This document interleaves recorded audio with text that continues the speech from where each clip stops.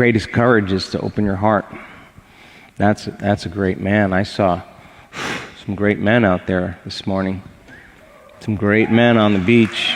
You could trust the man who's in his heart. You can trust that. Some men really giving themselves permission. Not the game, not the bravado, not the act, not the competence, but the child, the curious kid that always wondered and dreamed. I saw that happen out there today. Let me take a guess. He has a very female-centric audience, which isn't a bad thing. It just depends whether the female-centric audience are into vibrations and love and light.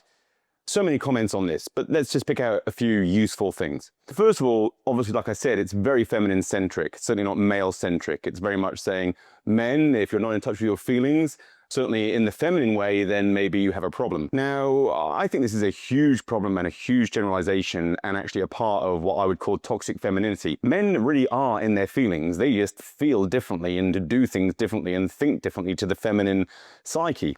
And so for the last, 50 years, really a feminine-led, or even feminism-led kind of psychology has permeated therapy and self-development.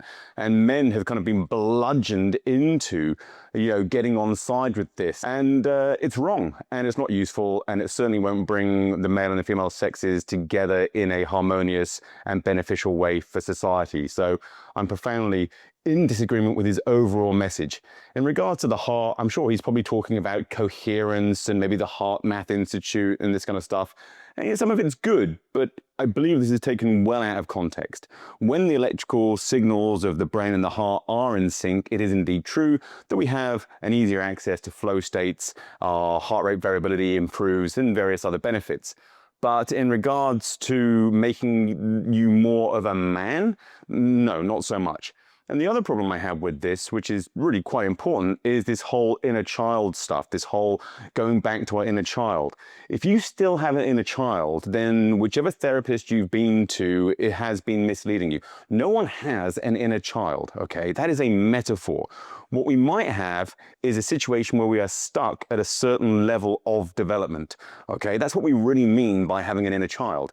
Now, the truth of the matter is you don't want to create a dialogue with an inner child that goes on for months or years. What you want to do is engage that stuck part of us, that part that got stuck at a certain developmental state, and then grow that part up, mature that part into an adult. So yes, I'm sorry that this chiropractor has such a huge audience.